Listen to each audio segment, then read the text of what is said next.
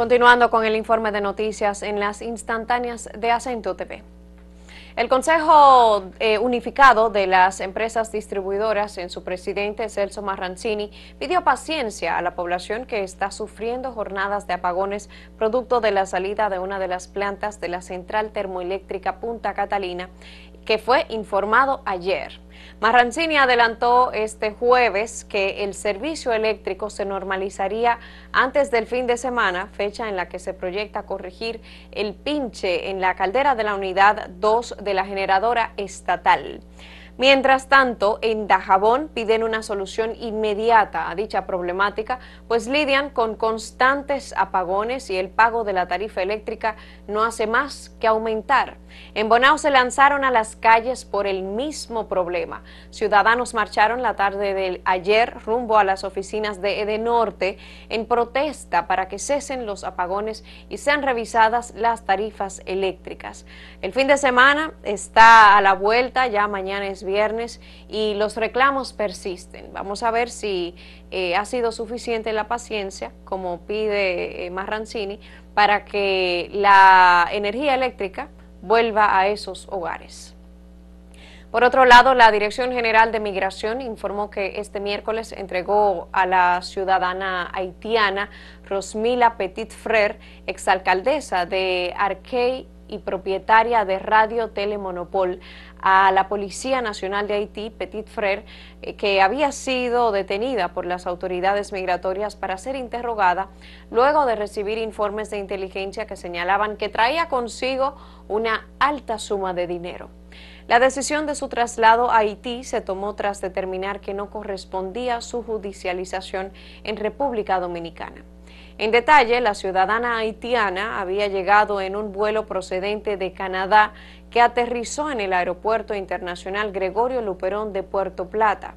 Allí fue retenida por las autoridades migratorias tras recibir informaciones de inteligencia en el sentido de que transportaba una suma en efectivo superior a los $10,000, que es el límite permitido por las regulaciones internacionales de control de divisas y por supuestamente estar vinculada a actividades ilícitas en su país.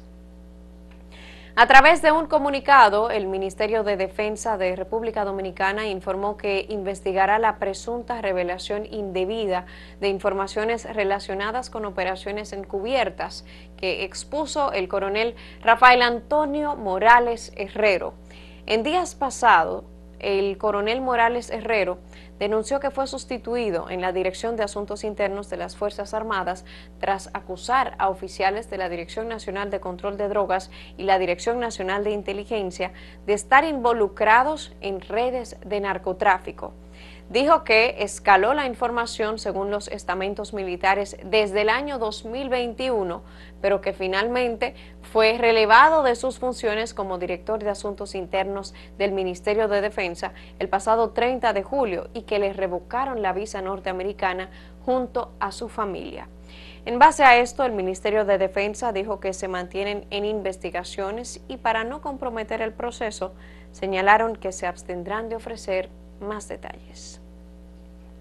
En el plano internacional, un congresista de derecha sufrió un atentado a tiros del que resultó ileso ayer en una zona con presencia guerrillera en Colombia, el mismo día del entierro del senador y precandidato presidencial Miguel Uribe, víctima de magnicidio. La AFP nos tiene la siguiente información. Quiero contarle a todos. Un congresista colombiano sufrió un atentado a tiros del que resultó ileso.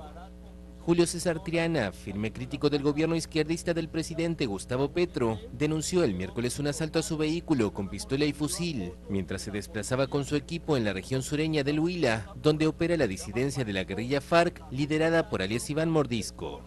Tras la balacera, Petro envió un helicóptero para evacuar al congresista. Más tarde, Triana publicó otro video en el que se mostró acompañado por la policía y aseguró estar sano y salvo. Sufrimos un feroz ataque, un demencial ataque, 8 impactos de bala, de fusil y de pistola 9 milímetros.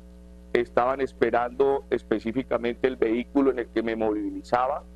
El atentado se produjo el mismo día del entierro del presidenciable derechista Miguel Uribe, baleado durante un mitin el 7 de junio. Un atentado que revivió el fantasma de la violencia política que asoló a Colombia en las décadas de 1980 y 90. Por otro lado, la presidenta de Perú, Dina Boluarte, promulgó una cuestionada ley de amnistía a militares y policías procesados por violaciones de derechos humanos durante el conflicto armado que azotó a ese país entre 1980 y 2000. Tenemos los detalles a continuación. La presidenta Dina Boluarte promulgó el miércoles una ley de amnistía a policías y militares procesados por violaciones de derechos humanos durante el conflicto armado que azotó Perú entre 1980 y 2000. La mandataria defendió la norma que ha sido cuestionada por la Corte Interamericana de Derechos Humanos y otros organismos internacionales que consideran que la ley impulsada por las fuerzas conservadoras en el Congreso deja impunes delitos atroces y va en contra de miles de víctimas. Están equivocadas aquellas instituciones internacionales o nacionales influidas por ideologías totalitarias que pretenden someter al Perú a sus designios. Si ellos se ponen del lado de quienes violaron los derechos humanos de nuestros compatriotas, nosotros estamos al lado del Perú, de los peruanos de bien que solo quieren paz y no más derramamiento de sangre. Según la nueva ley, la amnistía se aplicará a uniformados y civiles que no hayan sido aún sentenciados por la justicia. También prevé la excarcelación de los condenados mayores de 70 años. Las organizaciones de derechos humanos estiman que la norma beneficiará a unos 900 militares y policías, entre ellos varios generales.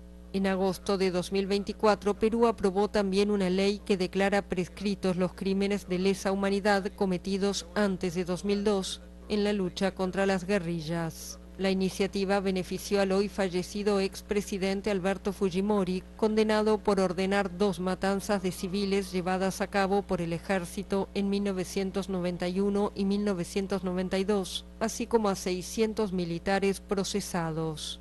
El conflicto interno en Perú, en el que las fuerzas del Estado se enfrentaron a las guerrillas de Sendero Luminoso y el movimiento revolucionario Tupac Amaru, dejó unos 70.000 muertos en el país, según cifras oficiales. El presidente ruso Vladimir Putin elogió los sinceros esfuerzos de Estados Unidos para poner fin al conflicto en Ucrania en vísperas de su cumbre en Alaska con su homólogo estadounidense Donald Trump. Veamos a continuación. El presidente de Rusia, Vladimir Putin, elogió el jueves los esfuerzos de Estados Unidos para poner fin al conflicto en Ucrania. Las declaraciones del mandatario se produjeron en vísperas de su cumbre en Alaska con su homólogo estadounidense Donald Trump.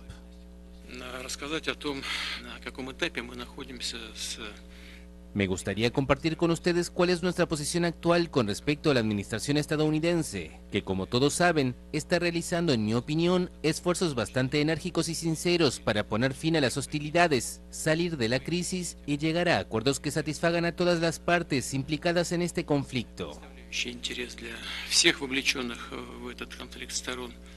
El Kremlin informó que la cita comenzará con una reunión cara a cara entre los mandatarios y posteriormente continuarán las negociaciones entre las delegaciones alrededor de un almuerzo en presencia de un grupo de expertos. Luego habrá una conferencia de prensa conjunta para hacer un balance de lo discutido. Mientras tanto, el presidente ucraniano Volodymyr Zelensky fue recibido en Londres por el primer ministro británico Keir Starmer, quien el miércoles afirmó que existe una posibilidad viable de un alto al fuego. Zelensky y sus aliados europeos han intensificado la presión diplomática para poner fin a la guerra. La presión también sigue sobre el terreno. En respuesta a una fuerte ofensiva militar de Moscú en los últimos días, Kiev lanzó decenas de drones durante la madrugada, alcanzando hasta 500 kilómetros dentro del territorio ruso. El Kremlin reportó el incendio de una refinería y 3 heridos cerca de Volgogrado. En paralelo, ambos países intercambiaron 84 prisioneros de guerra de cada lado. Los canjes de prisioneros y de cuerpos de soldados muertos son uno de los últimos ámbitos en los que Moscú y Kiev siguen cooperando, conforme a acuerdos alcanzados durante 3 rondas de conversaciones directas en Estambul de mayo a julio. Con esto finalizamos el reporte de las instantáneas por el día de hoy, aunque siempre les invitamos a que si desean abundar en las informaciones, pues accedan a acento.com.do y sigan Acento Diario en las redes sociales. Yo soy Nicole Espejo, es siempre un placer informarles.